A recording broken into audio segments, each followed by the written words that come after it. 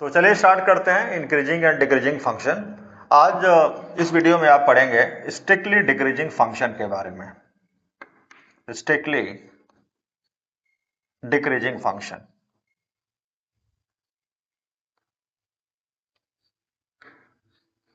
तो चलिए पहले इसका ग्राफ हम लोग देखते हैं। स्ट्रिक्टली डिक्रीजिंग फंक्शन का जो ग्राफ होगा ये y equal to f x है और इसका ग्राफ ऐसा होगा। ग्राफ देखिए आप, ये डिक्रीज कर रहा है। स्ट्रिक्टली डिक्रीजिंग का मतलब होता है ग्राफ सिर्फ और सिर्फ डिक्रीज करेगा। अब इसके बाद आपको क्या करना है, इस ग्राफ पे एक टेंजेंट बनाना है और टेंजेंट के साथ द्वारा जो यहां पे एंगल बन रहा है वो एंगल थीटा है और थीटा एक ऑब्ट्यूस एंगल है।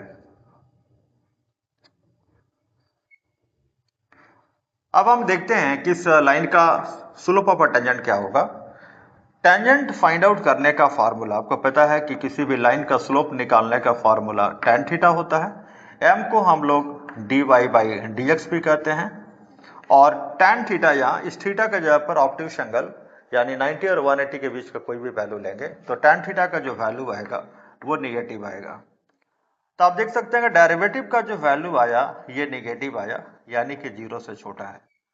तो एक बात आपको ध्यान रखना है कि अगर डेरिवेटिव का वैल्यू लेस देन 0 है तो फंक्शन हमेशा स्ट्रिक्टली डिक्रीजिंग होगा। तो चलिए लिख लेते हैं स्ट्रिक्टली डिक्रीजिंग के बारे में इसका डेफिनेशन। स्ट्रिक्टली डिक्रीजिंग फंक्शन और function is said to be strictly decreasing in its domain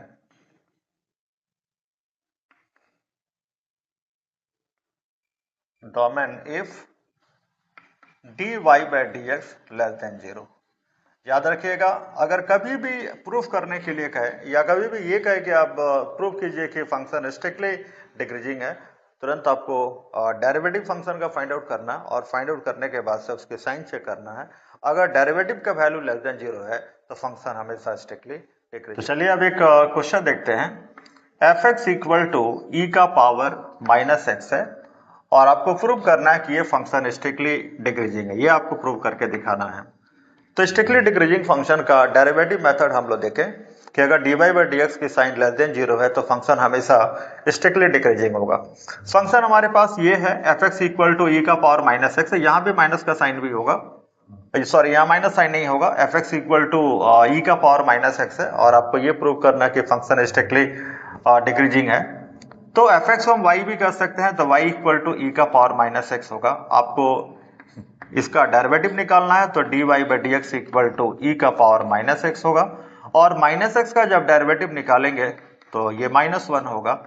तो dy by dx equal to आया माइनस ई का पावर माइनस एक्स। अब हम लोग जानते हैं कि एज वी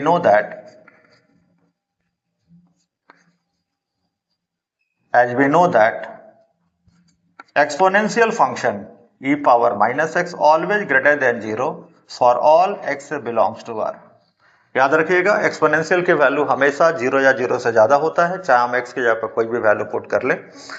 अब यहाँ पर देख सकते हैं कि e का पावर माइनस एक्स के आगे यहाँ पर माइनस का साइन है, तो ये वाले एक्सप्रेशन को बोथ साइड माइनस से मल्टीप्लाई करना है।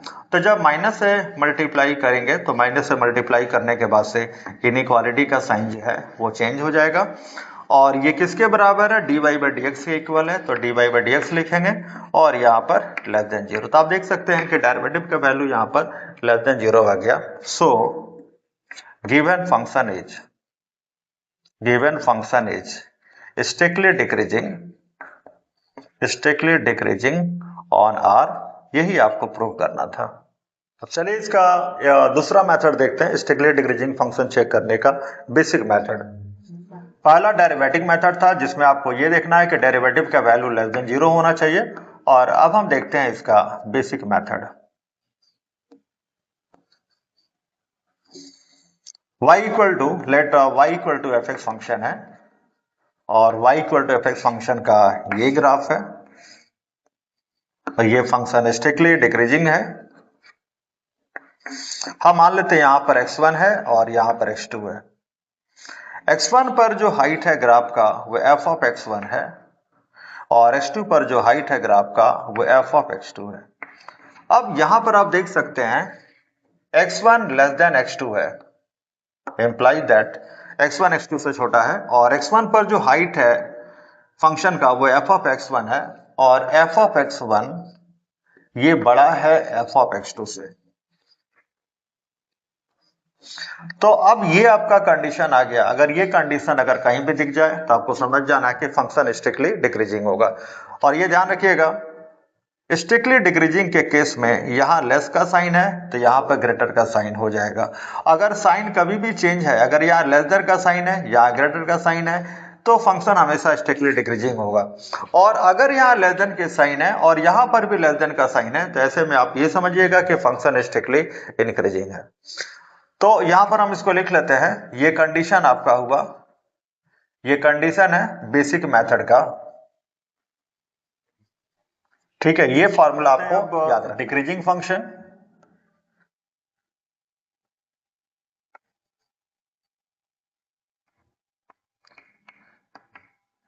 इससे पहले आप पढ़ चुके हैं स्ट्रिक्टली डिक्रीजिंग फंक्शन के बारे में। दो मेथड मैंने बताया आपको, पहला डेरिवेटिव मेथड और दूसरा था बेसिक मेथड। अब हम लोग देखते हैं कि डिक्रीजिंग फंक्शन क्या होता है। तो सबसे पहले हम इसका ग्राफ देखते हैं। इसका ग्राफ होगा y equal to f x, और मान लेते हैं कि इस फंक्शन का ग्राफ ऐसा है, ये इसका ग्राफ है, ये डिक्रीजिंग फंक्शन का ग्राफ है। और आप देखेंगे कि ग्राफ जो है इस इंटरवल में यहां से लेकर यहां तक स्ट्रिक्टली डिक्रीजिंग है, और इस इंटरवल में आप ग्राफ देखेंगे कि पैरेलल टू एक्स एक्सिस है, यानी कि कांस्टेंट है। फिर यहाँ पर देखेंगे ग्राफ यहां से लेकर यहां तक, यानी इस इंटरवल में स्ट्रिक्टली डिक्रीजिंग है।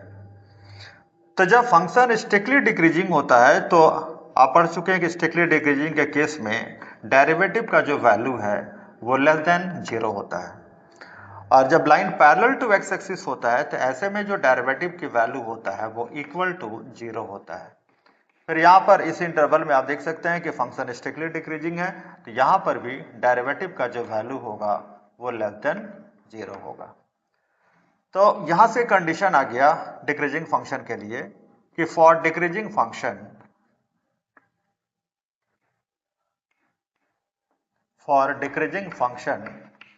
डेरिवेटिव का जो वैल्यू होगा वो हमेशा लेस देन और इक्वल टू 0 होगा। ये ध्यान आपको देना है।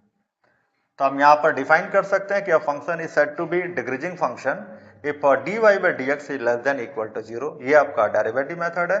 आप बोर्ड लेवल के क्वेश्चन को सॉल्व करने के लिए आप ये सब मेथड ही अप्लाई करें। तो चलिए अब एक क्वेश्चन देखते हैं। क्वेश्चन है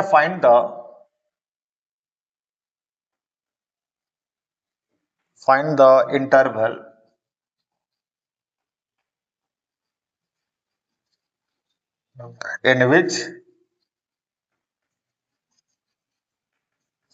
in which the function f(x) equal to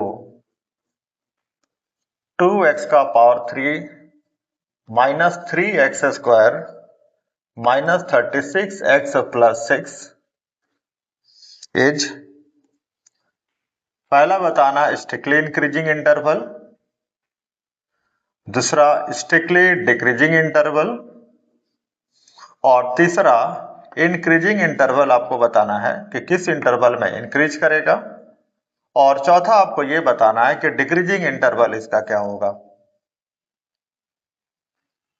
याद रखिएगा, इस तरह का क्वेश्चन बोर्ड एग्जाम के लिए काफी ज्यादा इंपॉर्टेंट होता है, हमेशा इस तरह का क्वेश्चन आता है।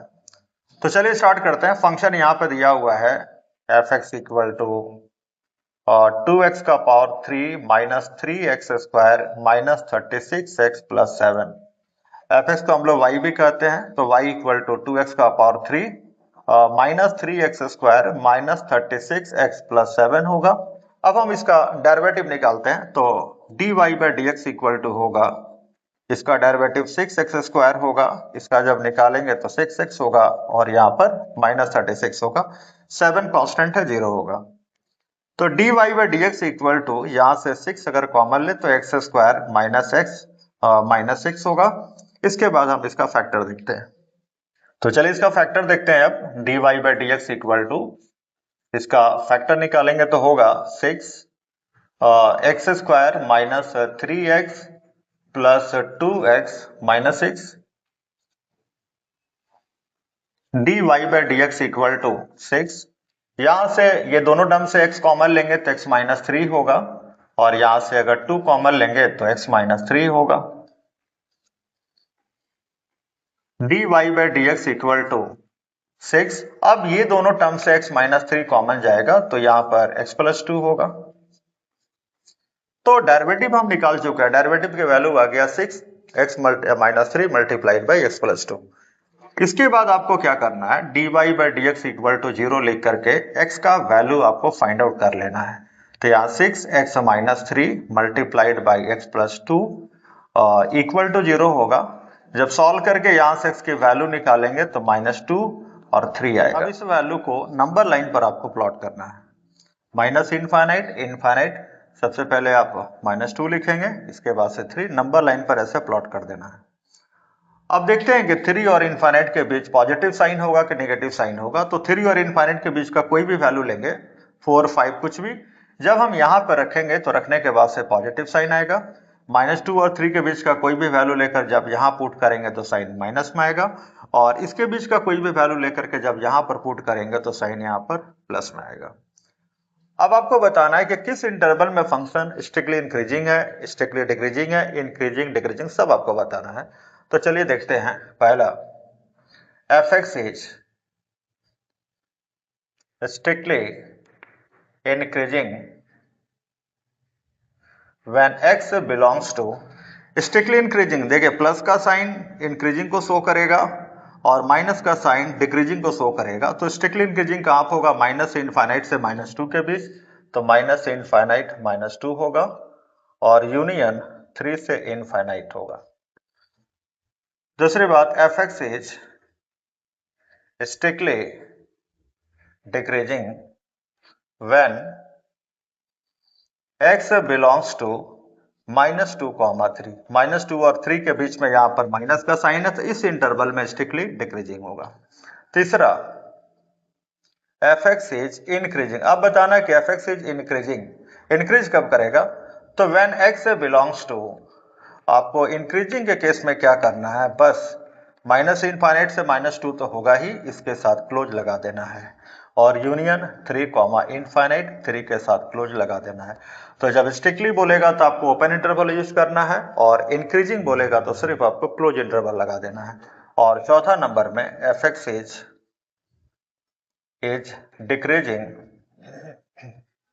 When x belongs to, decreasing minus sign को रिप्रेजेंट करेगा, तो माइनस साइन -2 और 3 के बीच में, तो इस इंटरवल में फंक्शन मेरा डिक्रीज करेगा, तो यहाँ पर हम लिखेंगे -2, 3 और इसके साथ क्लोज लगा देना है। तो आपको एक बात ध्यान देना है कि जब स्ट्रिक्टली बोलेगा तो आपको ओपन इंटरवल यूज करना है, और इंक्रीजिंग और डिक्रीजिंग बोलेगा तो वहां पर आपको हमेशा क्लोज इंटरवल यूज करना है।